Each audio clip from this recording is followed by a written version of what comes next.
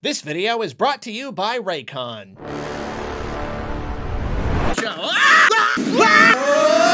Hey, we're out of mustard. I have to leave now, and I can't ever return. I'm gonna miss you, buddy.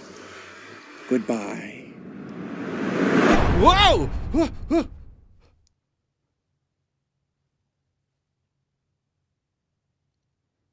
I guess everything's back to normal. Now it's just me and my Raycon Everyday Earbuds. The Everyday Earbuds look and feel better than ever. They're so slick, and they come with an assortment of silicone tips to fit every ear, so mine comfortably stay in all day without ever falling out. I never forget to bring them on long walks. Alone. And battery life is great. They last up to 8 hours on a charge and up to 32 hours using the charging case. Music and podcasts are a regular part of my everyday life thanks to these things. I can use them to take calls at the touch of a button, so my listening is never interrupted. And the 3 sound profiles ensure that whatever I'm listening to, it all sounds great. They're even water resistant, so I don't have to worry about drops on rainy days. Like today.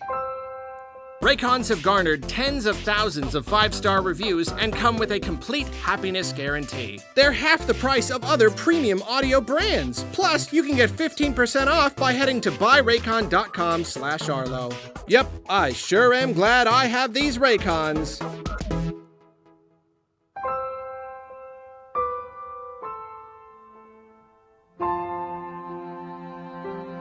Things. Hello, my friends. I'm here today to bring you a review of the Indigo Disk, which is a piece of DLC from the Hidden Treasure of Area Zero DLC for the Pokémon Scarlet and Violet game. So I'll be talking about the Indigo Disk and then also the regular Area Zero story kind of stuff that opens up after that, and the epilogue that they just released. All of the post-game stuff that kind of happens after you do Indigo Disk. And this is going to be a spoilery review. I know a lot of people want to watch these, to kind of get an idea of if they should buy the thing, but I don't know. I feel like in this case, I really want to talk about the stuff that I liked about it.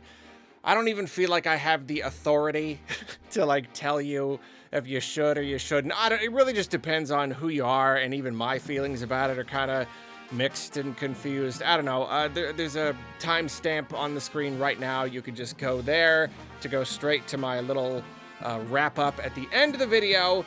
But kind of the gist of it is, just to lay it out first, there's a lot of good stuff in here, and it doesn't necessarily offer a ton of value for me and where I'm at in my experience playing the game, but I can see the value in it.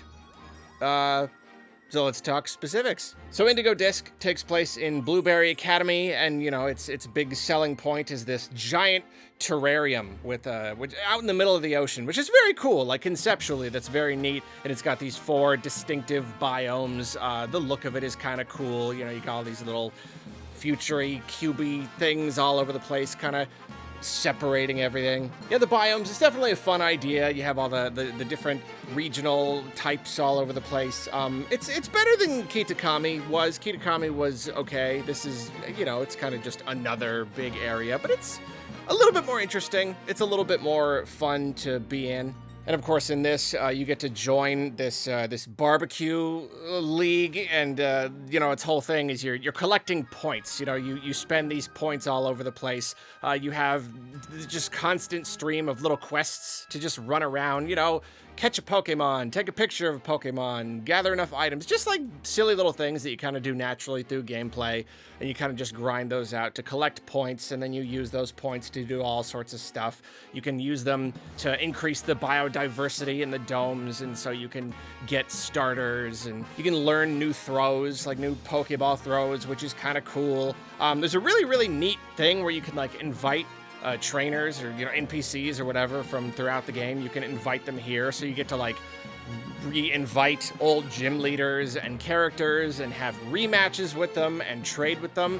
I think that's a really cool idea, because it's all about the trainer matches, and I always wish I could do all the gym leaders and Elite Four and all that. I just wish I could fight them again and again. So now you kind of can. You can always just invite them and make stuff happen, and it's a neat system. I'm kind of like, and you'll see this kind of throughout here, I'm kind of at this point with the game where I don't really, like, I kind of feel like I've played the game, and everything I've been doing now with the DLC, I've just kind of been in it for the story, just to kind of wrap it up. But as far as, like, really adventuring, really getting out there and fighting and catching Pokemon and all that stuff, I'm kind of past that part, and it's a little bit sad, because this DLC really does give you a lot to do. Just so much to do, and in fact, this is particularly good for multiplayer, like getting multiplayer, multiple people together, and just grinding for points so that you can, you know, your biodiversity and all that stuff. I bet that would be really fun. I've not been able to do that, and I'm sure that if I were still really just engaged with the game, I would do that. But again, even though I'm not there, I can see the value in it. I bet it is fun. And that's the thing about whenever these games, they give you another big open area, it's like there isn't really much to explore. It's really just good if you want all of these new Pokemon. You know, you want to catch some or train them or shiny hunt or just try to catch them all. Then, like, sure, there's loads to do here. But for someone like me who's kind of like, I don't know, I have my team, I'm already done, I've done all the story. Yeah, it doesn't really offer a whole bunch of value for me. But, like, if you're still if you're still just kind of riding around and just having fun catching Pokemon, then there's loads to do. All these quests, all these things to unlock, there's a lot. And if you've got friends to do it with, then I'm sure it is very cool. And then this DLC also gives you some new abilities, which, again, it's like, these are things that I wish that I had earlier in my experience, because then I would have had time to use them, but you're giving them to us here at the very end of the very last chunk of DLC, where I'm kind of already done. Like, you get the ability to fly now, which is really cool. Like, it's great to have it, but I brought it back to the mainland, and I'm just like, okay, I got nothing.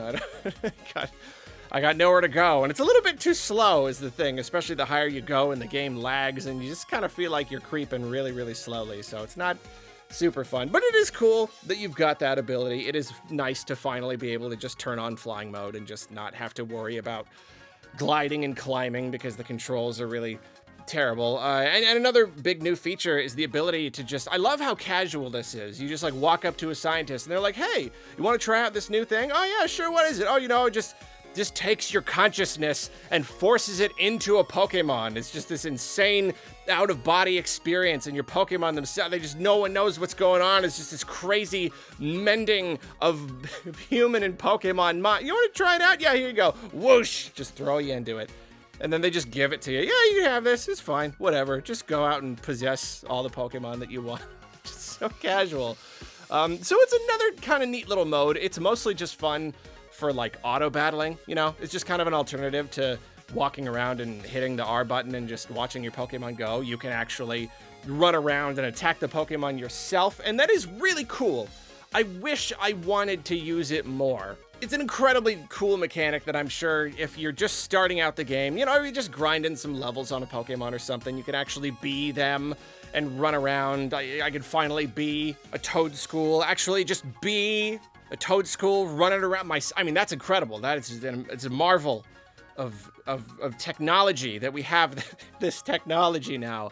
Yeah, I wish I had more reason to actually use it. It is cool, though. It's cool that it's there. So like I said, even if I'm not super into all of just, like, the features and the, you know, the checklisty kind of stuff that normally I would be into, but now I'm just kind of not. The club room and all that stuff to do. I am in it for the story and the battles. That's mainly what I've done with this DLC here. It's just kind of like working through the story. And the story is pretty good. There are some fun new characters here in this school. It's always nice to just have new characters, and there's a good little handful of fun new ones here. You have this little story where Kieran and Carmine are there, and Kieran is now. It's nice that it continues the story from the first chunk of the DLC, because I didn't really like the first chunk of the DLC. I didn't really like these characters. I didn't like that Carmine is so mean to Kieran. It's just really uncomfortable and clearly, like, really hurting him a lot emotionally. And I know I'm not supposed to look too deep into these little cartoon relationships, but I just can't help it. It made it really unpleasant.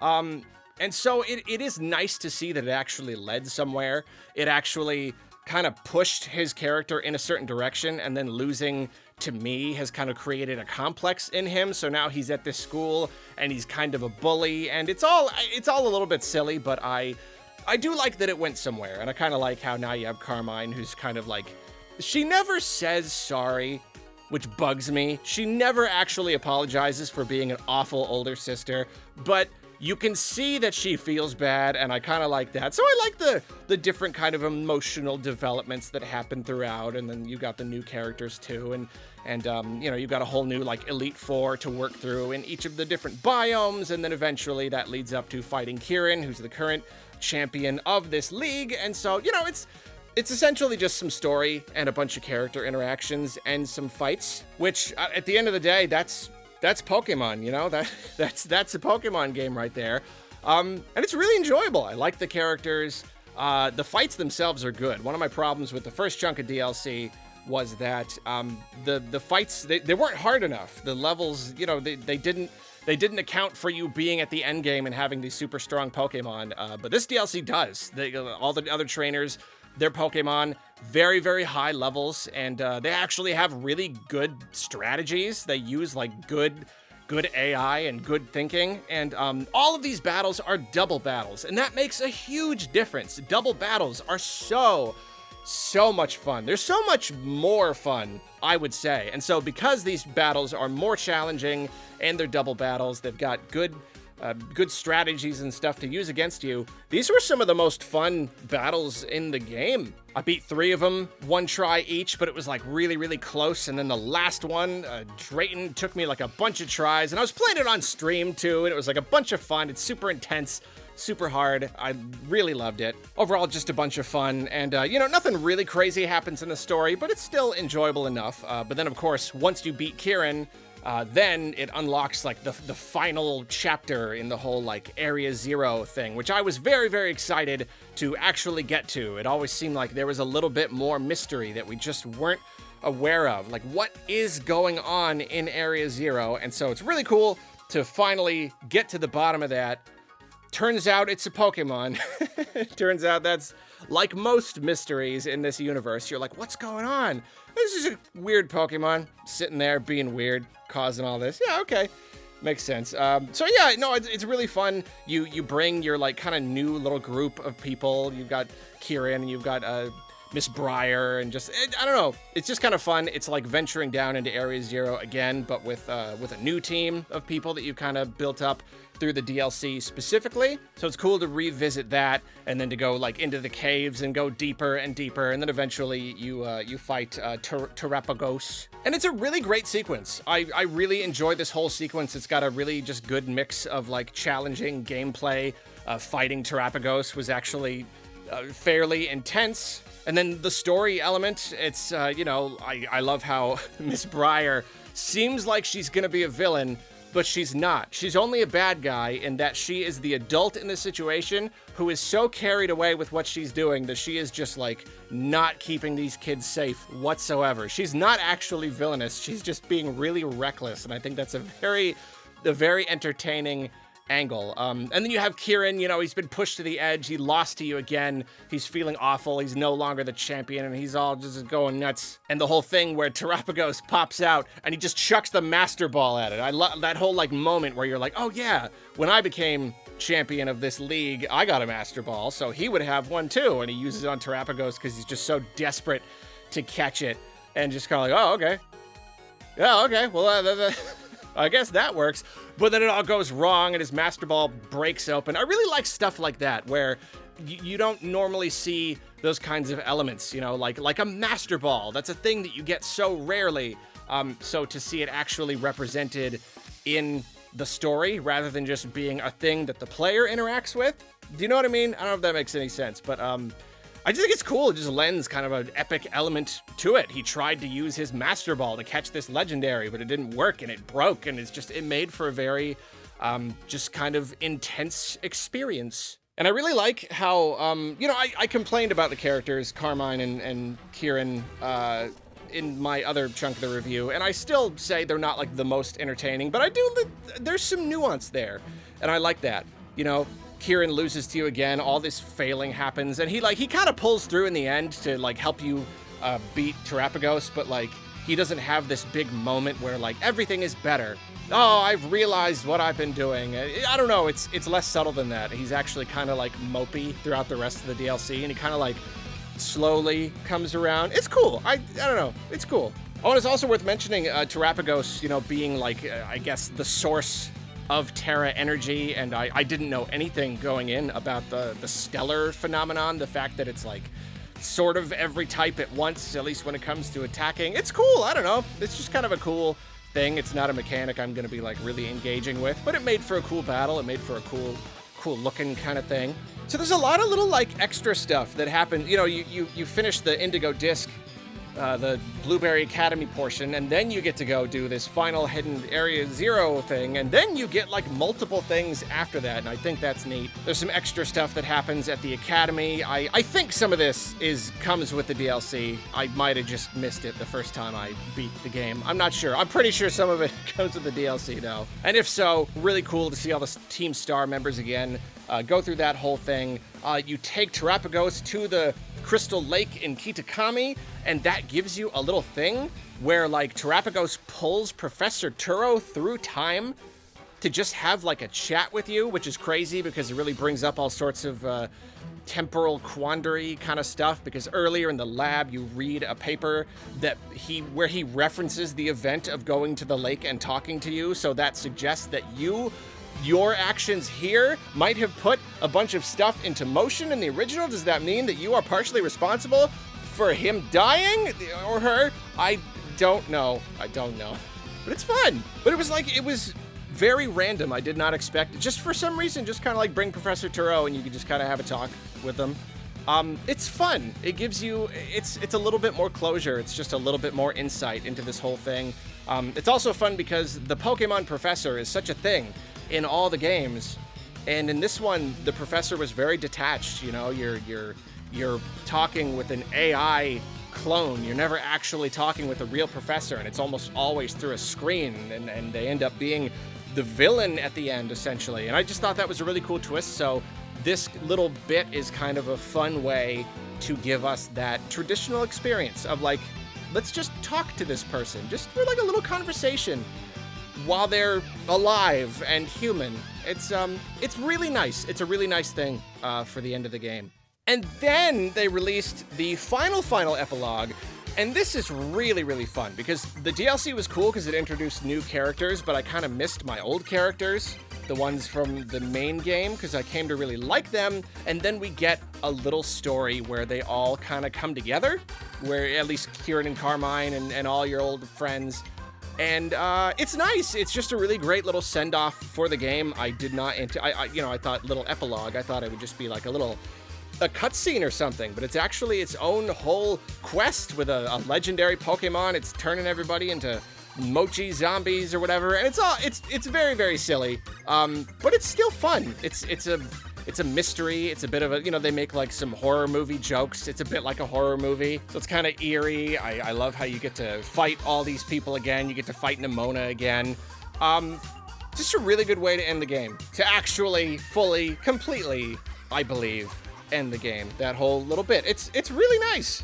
And this is the last bit of content that I'm reviewing for Pokemon Scarlet and Violet. So I just one last time, just want to take one more opportunity to say how much better it is than Sword and Shield. I'm still salty about that game and how little it did with story. And there was just so nothing, even in terms of like cuts. They didn't even want to animate cutscenes. It was so lazy.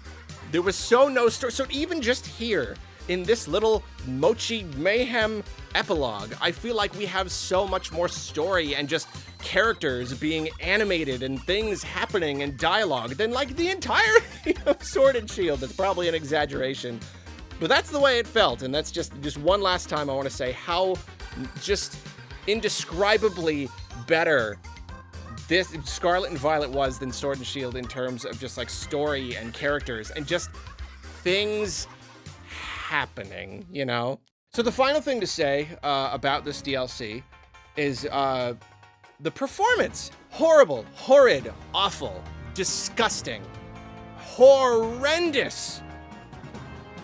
It's so bad. The base game is bad enough, and then I get the first chunk of DLC into Kitakami. I feel like it's worse. The performance is even worse. And now, here, in the terrarium, it might actually be even worse than that because there's a lot more going on. Maybe it's equal, I don't know, but it feels worse. Half the time, it's just slow motion. You try to fly anywhere, it's slow motion. It feels horrible to get around. And that's another reason why I don't want to, maybe that's a really big reason why, now that I think about it, why I don't want to do all of this fun post-game content. I don't want to run around catching Pokemon and getting in their minds to battle and collecting points and all this. It's just unpleasant to play. The game is just not fun to play. Like, the actual physical playing part of it. It's just, the performance is so awful. It looks so bad. I can't believe it. I can't believe it. I cannot believe this is on a Nintendo system and has the Nintendo seal of approval. Joke's on me. I'm playing it. I'm buying it with my money. I'm even talking about how I like it. It's so bad. It's disgusting. It's disgusting. So to wrap things up, yeah, if you're still really engaged with these games, you're going to get a lot of value out of this. There's a lot of new features, just a lot more to do, and I'm not at that point. I'm mostly just in it for the story and stuff. If I were playing this just for fun and not for a review, would I buy it? I'm not sure. I might just look up a Let's Play or something. At the same time, I really did enjoy doing it myself, all the battles and the legendaries and stuff. I really did enjoy it. So I don't know. It might not have been quite worth it for me, but it might be for you if you gotta just still be into it. If you're not, then no, just like watch a Let's Play or something. It's more of the same. That's basically it. It's more Scarlet and Violet. So there you go. It's just a shame that they gave us so many features and so many things to do. This is probably the most fully featured Pokemon game ever, and yet now we only have all these features at the end. At the very, very end. And like, if this game was gonna stick around for a long time, then that would be fine. But like, a new one's just gonna come in a year or two, right? Like, you know what I mean? It's just, they come so fast and it'll just be replaced and all the features will be wiped away again and they'll just like feed it back to us slowly. So I don't really know what they're getting at. Just like giving us all this, but only at the end. I don't know. Thank you for watching. Let me know what you thought about all this down in the comments, all that stuff. I love you.